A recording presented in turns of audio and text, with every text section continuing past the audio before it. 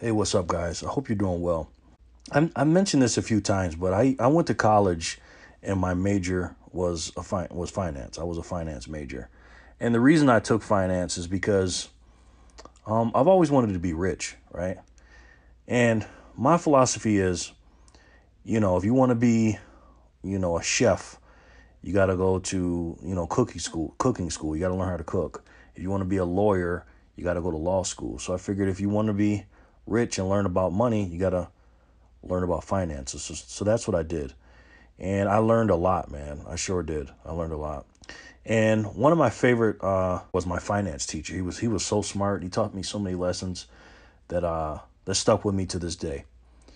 And I remember him always talking about money, and it's not how much you make, it's how much you keep, and all different things. But one of the things that I really stuck out to me was when he started talking about value, right? What is value? We got different classes. We got an asset class, we got liability, but he always told us there are two basic drivers of how we value an asset in any economy, right?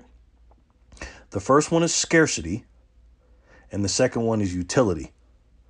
Now, in my years of, just being around and living and learning about people and stuff, I've learned there's a third one too, and that's called belief.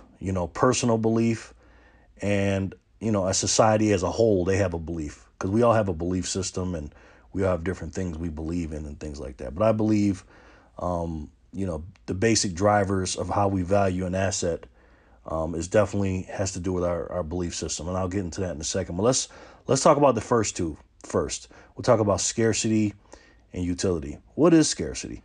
Scarcity is the state of being scarce or in short supply of. Shortage. The state of being scarce or in short supply. Shortage. A time of scarcity. So what's that mean to an asset class, right?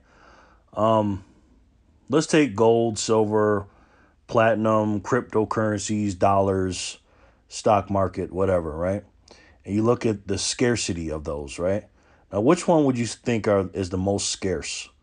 It's definitely not the dollars, that's for sure. Stocks can be, divided up many, many times. But gold and silver are pretty scarce. Platinum is pretty scarce. And Bitcoin is pretty scarce, right? Because they all have a finite number. We have a certain amount of millions of tons of it above ground and below ground, but they're not making any more of it. And then you have Bitcoin that will only mine 21 million Bitcoin, right? Now we're talking about assets here, different asset classes. And then, real estate, and there's all different kind of things. And, with real estate, I always say, once you buy that piece of land, you own it, right? They're not making any more land. You know what I mean? So you own that. So that's scarce. But our currency is not scarce. It's been printed to oblivion, man. I mean, the amount of M1 and M2 money supply that have been created has been ridiculous. And I make a video, specifically talking about that, right? So we got scarcity. The next one is utility, right? Utility is a state of being useful, profitable, or beneficial. It's almost like Batman's utility belt, right? Remember that?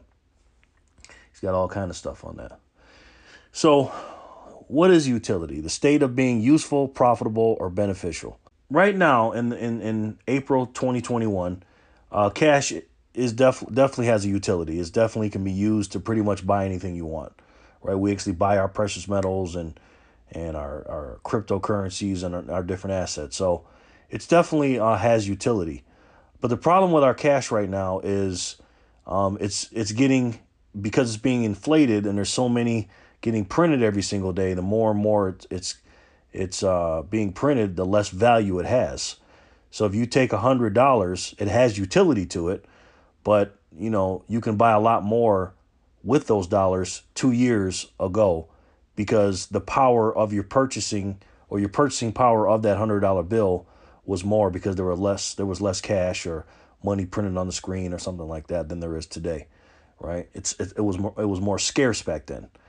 But gold and silver, they haven't made any more of it, so it's gone up, even though the spot price has said 25 or 26. Obviously, with the With the premiums, the prices have gone up. You can't buy silver for under $30. Bitcoin has gone up tremendously. All asset classes basically are going up. Stocks, bonds, real estate, all different kind of stuff has gone up. The price of them, in as far as dollars are concerned, because everything is measured in dollars, have gone up, and our purchasing power has gone down. So there's definitely utility in all those things, but which one has the most utilities or most usages, right?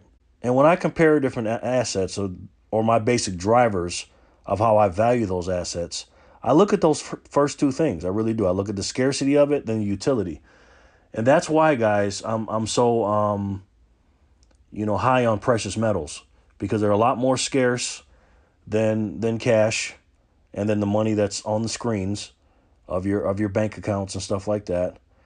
And the utilities, I believe it can be the same utility as cash. Not right now, it's not, because you can buy more things with cash than you can with precious metals. Well, I know you guys are screaming at me right now, saying, "Well, Jerry, you can turn those silver and gold into cash." That's true, you can. But if you walked up to somebody right now with some gold and some silver and tried to buy something, it's going to be hard, because 95 to 97% of the population doesn't even know what it is, right? So there's definitely more scarcity right now in precious metals than there is utility when it comes to cash, because cash does have more utilities. I mean, when you take like sand, on a beach, right? There's a whole bunch of sand, right? There's no scarcity in sand. That's why diamonds are more valuable than sand on the beach, because there's quadrillions of individual grains of sand all over the world, but there's very few diamonds, right? Now, the utility of diamonds, I'm not quite sure what they use diamonds for, but people like them. They're shiny, and they look good, and they're scarce, and that's where the belief system comes in. People believe in diamonds because they feel like it can, give them a sense of, oh, look at my diamond, it looks good, or I can buy this diamond and maybe make more later, or something like that. That's what it comes to when it comes to the belief. That's why I put all three of these together: the scarcity, the utility, and the belief. My teacher didn't talk about the belief, but I believe that's a big component in the driver of how we value our assets. I really do, in our economy. But when it comes to precious metals in particular, when it comes to silver, platinum, and gold, I involve all three of those drivers. First, I look at the scarcity. There's far less scarcity, or platinum is far less scarce, or far more scarce than gold or silver is, right? But then I look at the utility and I go, well, even though platinum does have a lot of usages, silver has more, has over 10,000 usages or uses. I said, okay. Silver's scarce too. I'm like, wow, silver is scarce. Not compared to platinum, but it's more scarce than gold, right? Then you look at gold and say, okay, is it scarce? Yes. It's more scarce than cash, for sure. But is it more scarce than silver and platinum? No. Does it have more utilities than silver and platinum? No. But the belief is there, right? There's more people that believe in gold than they do silver and platinum. Now, the personal belief and the society as a whole belief, they're two different things. Each individual person has their own beliefs, obviously, and we believe in different things. But for the most part, if you ask the 97% of the people that are not into the cryptos and let's stick to precious metals. The precious metals, like we are, most of them will choose gold, because that's just the gold standard. Gold is the thing that people love and want, and it's jewelry, and everybody knows what gold is. They don't know it as far as we're concerned, like as much as we know it, but society's belief and their own personal belief is bigger than gold. And a lot of precious metal people are big on gold too. They believe in it more than they do platinum and silver, right? And a lot of people buy silver so they can trade it into gold for gold later. And I'm big on that too. But the problem is, to me, just silver is just so much more scarce and has so much more utility, and also it's more undervalued to me than gold. And platinum is so much undervalued too. And that's where my belief system comes in. Because I know, and you guys know that we've done the studying on these precious metals and the numbers and stuff like that, that it's incredible how something can be so scarce and have so much utility, but be so cheap. It's absolutely crazy for me to think that. Do I want gold? Absolutely. Will one day will I trade gold in for some silver? Will I trade silver in for some gold? Absolutely, I will. Sure. And I'm sure some of you guys will too. But silver right now is the poor man's gold. It's affordable. It's almost like a fractional gold. Platinum is almost a different kind of asset class because it's not a monetary metal, even though I think it should be. It's not. But I have a big belief in platinum. Platinum is my second, holdings in my asset class, in my portfolio, because of the scarcity and utility and my beliefs in it, because of the rarities and it's undervalued. Okay. Now I say all that to say this, guys, right? When you look at an asset, this is what I want you guys to do. Okay. I want you to look at this. You may already know this, what I told you and what I'm getting ready to tell you, but you got to look at those three basic drivers every time you look at an asset or value that asset. You got to look at how scarce it is, what kind of utilities it has, what's the usages, and your belief in them. And then look at the society's belief. Because if I was a carpenter, right, I have a certain amount of tools, a certain kind of tools that I use. And then you have a beautician or a dentist or a doctor or a whatever. They all have their tools too, right? Certain tools are going to be more valuable to me as a carpenter than it would be to a dentist, right? If I had the dentist tools that works on teeth and stuff like that, that's not valuable to me. But if I had hammers and nails and stuff that carpenters use, that's valuable to me.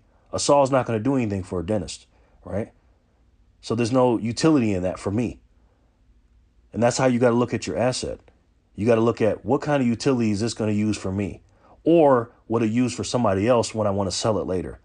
And what's my personal belief in it, which is fine if you want to use it for yourself. But then you say, if I want to sell it off later, what's society as a whole, or the person that's going to use that asset, what's their belief in it? How scarce is it? How much is it used in utilities, and how much you and people believe in it? I want you to always think about that, guys. All right. And when it comes to your precious metals or any asset class, think about those three things. Okay. This is why I don't keep a lot of cash. I don't. I turn it into assets that have those three things that I talked about. Cash is important. It definitely gets me the things that I want as of now. But I got a funny feeling cash is not going to be high up there on the totem pole. So life is we're living in a crazy time right now, guys. We're living in an historic time that we're going to be telling our grandkids and our great grandkids about. That 2020 started us into a spiral of a world that will never be the same. But I want you guys to remember the three basic drivers of how you value your asset in our economy. See how scarce it is, find out the utility, and find out your belief and other people's belief in that asset. All right, guys, let me know what you think about the video. If you liked it, please hit the like button. Only if you liked it, of course. Just stay on your toes, guys. All right, keep your eyes open. Keep your head on a swivel. All right, and don't believe what everybody tells you. You use your own belief system, and you make sure you understand what's going on. Don't listen to the news. You can listen to it, but if it doesn't make any sense, turn it off. Always look for the truth, guys. All right? I'll talk to you guys soon. You guys know I love you very much. You guys are my boys and girls. All right? I'll talk to you guys real soon. Be blessed. Peace and love, guys.